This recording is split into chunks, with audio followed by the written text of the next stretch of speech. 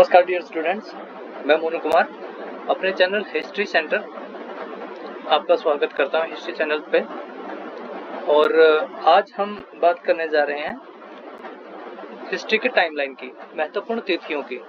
देखो, कई बार क्वेश्चन में एग्जाम में पता नहीं कहां से क्वेश्चन बन जाते हैं, और ये टाइमलाइन ऐसी होती है जहां से हम ये मान के चलो हजारों की संख्या में प्रश्नों को सोल्व करते हैं। और टाइमलाइन जानने का ये बड़ा फायदा होता है, हमें पता चल जाता है कि कोई प्रश्न कहाँ से बन रहा है ना भाई। एंशिएंट से बन रहा है, मेडाइवल से बन रहा है, या मॉडर्न हिस्ट्री से बन रहा है ना। इसको जानने में बड़ी सफलता मिलती है। और इसमें महत्वपूर्ण तिथियों का जिक्र करेंगे हम लोग, वंशों का, या जो विभिन्न घटनाएं हुई हैं उनके ऊपर बात करेंगे। और इनसे रिलेटेड लगभग हर एग्जाम में क्वेश्चन बनता है। नेट और जेआरएफ में तो बहुत ज्यादा क्वेश्चन देखने को मिलते हैं, जैसे बौद्ध संगीतियां हैं, जैसे नजर आ रही हैं आप लोगों को, ये बौद्ध संगीतियां नजर आ रही हैं, है ना। और आगे चल के देखेंगे विद्रोह होंगे, है ना, शासक आएंगे और उनके कुछ कार्य होंगे। जो मेन जो डेटिंग है उनके ऊपर हम बात करेंगे, उन टाइमलाइन के ऊपर हम बात करने जा रहे हैं। ठीक है, तो चलिए बिना टाइम वेस्ट के हम शुरू करते हैं। इतिहास की महत्वपूर्ण जो तिथियां हैं, ठीक है। सबसे पहले हम ईसा पूर्व की बात करेंगे कि ईसा पूर्व में कौन कौन सी क्या क्या घटनाएं घट रही थी। लगभग 6000 के आसपास की बात है। मेहरगढ़ और बुर्जहोम में भारत के प्राचीनतम कृषि एवं पशुपालन के अवशेष हमें प्राप्त होते हैं। दोस्तों देखो, जो मेहरगढ़ है, डॉक्टर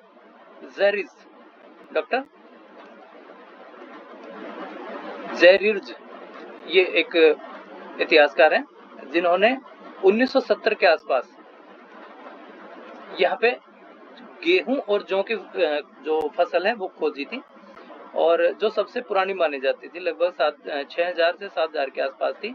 लेकिन इससे भी पहले अभी जो बीच में एक लहुरा देव है, संत कबीर नगर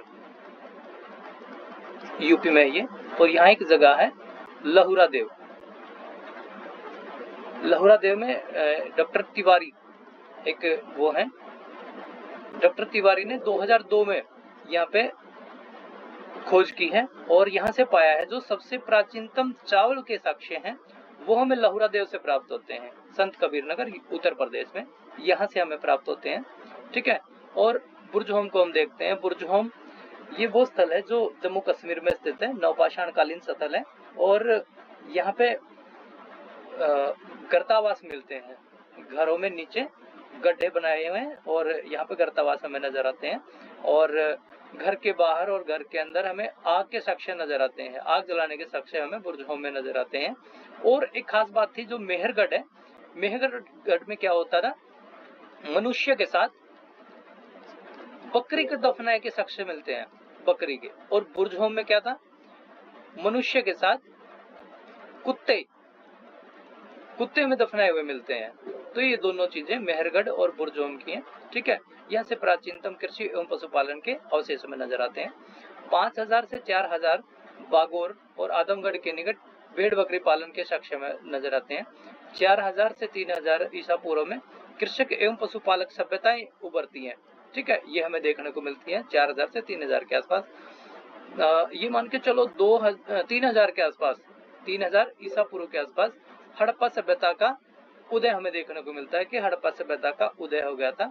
2300 से 1750 के आसपास जो कार्बन डेटिंग है C14, उसके अंतर्गत हम देखते हैं हड़प्पा सभ्यता का जो समय विस्तार है वो 2350 से 1750 के अंतर्गत हमें देखने मिलता है। लगभग 1800 या 2000 के आसपास इसका उत्कर्ष था, ये अपने चरम स्तर पे थी। तत्पश्चात इसका डिक्लाइन होना शुरू हो जाता है हड़प्पा सभ्यता का। ठीक है, 1500 में ऋग्वैदिक काल, भारत में आर्यों का आगमन हमें देखने को मिलता है। लगभग 1000 ईसा पूर्व में उत्तर वैदिक काल और आर्यों का पूर्वी गंगा क्षेत्र में मैदान में इसका विस्तार देखने को मिलता है।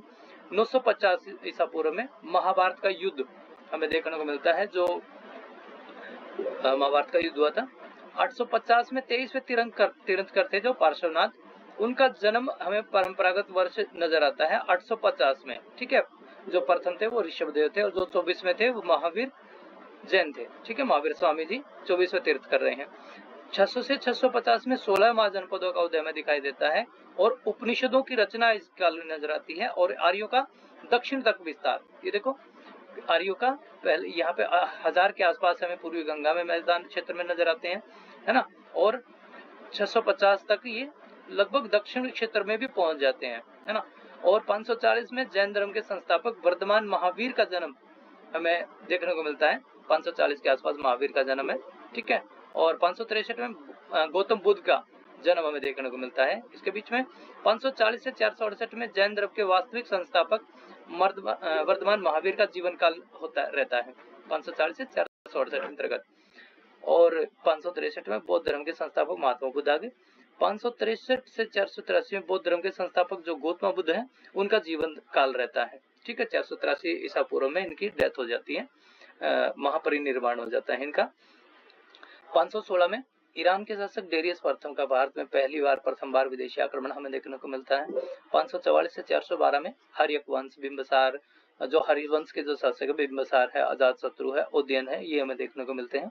483 में प्रथम बौद्ध संगीति होती है। देखो 4 बौद्ध संगीतियां हुई हैं, ठीक है, लेकिन जो प्रथम है वो राजगृह में हुई थी और अजातशत्रु के ही काल में हुई थी, ठीक है, जो कि हर्यक वंश का शासक था। और इसको पितृहंता वंश भी बोलते हैं क्योंकि जो बिंबिसार है उसकी हत्या अजातशत्रु ने की थी और अजातशत्रु की जो हत्या है इसके पुत्र उदयन ने कर दी थी, जिन्होंने पाटलिपुत्र एक अपनी राजधानी बनाई थी। उदयन ने इसकी हत्या करके वहां का शासक बना था, इसलिए इसको पितृहंता वंश भी कहते हैं, पितृहंता, ठीक है, कि अपने पिता को मारने वाला। 412 से 344 में शिशुनाग वंश की स्थापना विस्तार देखने को मिलता है। 483 में द्वितीय बौद्ध संगीति हुई थी जो कि वैशाली में हुई थी और ये कालाशोक के टाइम पे हुई थी। कालाशोक उस टाइम पे शासक रहे हैं, ठीक है। 344 में मगध में नंद वंश की स्थापना हमें देखने को मिलती है। 326 में सिकंदर का भारत पर आक्रमण, विश्व विजेता जो सिकंदर है उसका 326 में भारत पर आक्रमण देखने को मिलता है। 323 में सिकंदर का बेबीलोन में मृत्यु, 323 में सिकंदर की बेबीलोन में मृत्यु हमें देखने को मिलती है। 323 में ही चंद्रगुप्त मौर्य ने अंतिम नंद वंश के शासक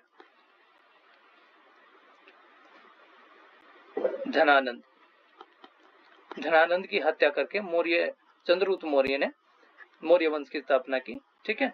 और ये मान के चलो आप कौटिल्य की सहायता से इन्होंने वहां पे विजय प्राप्त की थी। 305 में सेल्यूकस निकेटर का भारत पर आक्रमण होता है। 298 ईसा पूर्व में बिंदुसार शासक बनता है। 272 से 268 में अशोक और उसके भाइयों के बीच में इसका उत्तराधिकार संघर्ष का उत्तराधिकार हमें देखने को मिलता है। देखो 272 से 268 और फिर जो अशोक का जो राज्याभिषेक है वो शासक का जो काल है वो 269 में दिखाई देता है। तो 272 में भी कई जगह पे मानते हैं, लेकिन क्या था, ये जो बीच में 4 वर्ष थे ये इसके गृह युद्ध के थे।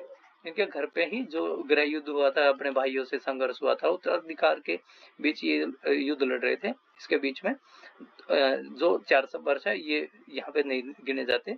तो जो राज्याभिषेक होता है अशोक का वो 269 ईसा पूर्व से माना जाता है, ठीक है। 268 से 232 के बीच में अशोक का जो शासनकाल है वो नजर आता है हमें। 261 में 8वें वर्ष अशोक ने अपने शासनकाल के 8वें वर्ष कलिंग युद्ध का वर्णन हमें दिखाई देता है 261 में। और 257 में उपगुप्त द्वारा अशोक को बौद्ध धर्म में दीक्षित करने का प्रमाण हमें नजर आता है, ठीक है। और 251 में तृतीय बौद्ध संगीति होती है 251 में, ठीक है, अशोक के समय में होती है। और 232 में अशोक की मृत्यु, कुणाल शासक बनता है। 200 में यूनानियों का भारत में आगमन, 200 ईसा पूर्व में यूनानियों का भारत में आगमन हमें देखने को मिलता है। 185 में अंतिम मौर्य शासक जो है वृद्धरथ, उसकी हत्या पुष्यमित्र शुंग कर देते हैं, ठीक है। पुष्यमित्र शुंग ने 185 में अंतिम मौर्य शासक वृद्धरथ की हत्या करके और यहाँ पे शुंग वंश की स्थापना रख दी थी, ठीक है। अब देखते हैं जो 75 ईसा पूर्व है वहां पे कर्ण वंश की स्थापना होती है जो कि देवदास द्वारा की जाती है। 30 ईसा पूर्व में सिमुक द्वारा सातवार वंश की स्थापना। देखो कितने अच्छे और इम्पोर्टेंट क्वेश्चन है ये, हमें शासकों का पता चल रहा है, वंशों का पता चल रहा है, ईयर का पता चल रहा है, उनके टाइमलाइन का पता चल रहा है, ठीक है। तो 58 ईसा पूर्व में विक्रम संवत विक्रम संवत का प्रारंभ देखने को मिलता है, जो उज्जैन के शासक विक्रमादित्य द्वारा है। ठीक है, शकों पर विजयों के उपलब्ध में 58 ईसा पूर्व में एक नया संवत की शुरुआत करते हैं, जिसको विक्रम संवत के भी नाम से हम जानते हैं। 22 ईसा पूर्व में चोल और पांडवों का रोम से व्यापारिक संबंध में देखने को मिलता है, 22 ईसा पूर्व में। अब बात करते हैं हम ईस्वी की। देखो, ईस्वी होती है जब जीसस यानी कि जीसस का प्रथम शताब्दी में जन्म से मानते हैं कि प्रथम शताब्दी वहां से शुरू होती है। 14वीं और 15वीं ईस्वी में रोमन संत सेंट थॉमस का भारत में आगमन होता है। 20 से 46 ईस्वी पूर्व में गोनोफर्निस के समय में भारत में संत थॉमसन का आगमन होता है। ठीक है, 45 ईस्वी में कुषाणों का भारत में प्रवेश नजर आता है।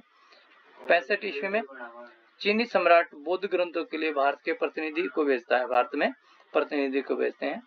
लगभग 77 ईस्वी में पिलनी की पुस्तक है एक नेचुरल हिस्ट्री का, वो लिख के कंप्लीट होती है।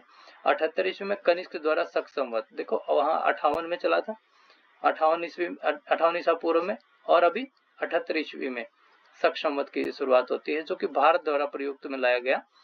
ये संवत भारत द्वारा भी अभी फिलहाल में भी लागू है। ठीक है, 78 से 100 के अंतर्गत कनिष्क का काल में नजर आता है। 86 से 128 ईस्वी में गौतमीपुत्र सातकर्णी तथा वशिष्ठी पुत्र पुलुमावी के अधीन सातवाहनों का पुनरुत्थान में देखने को मिलता है। 130 से 150 ईस्वी के अंतर्गत पश्चिमी भारत का महान शक क्षत्रप रुद्रदामन प्रथम का हमें जीवन काल नजर आता है। ठीक है, और 225 में वाकाटक वंश की स्थापना में देखने को मिलती है। 225 में 226 में पर्शिया के रासायनिक वंश की स्थापना, सासायनिक वंश की स्थापना हमें देखने को मिलती है। Just a minute dear students.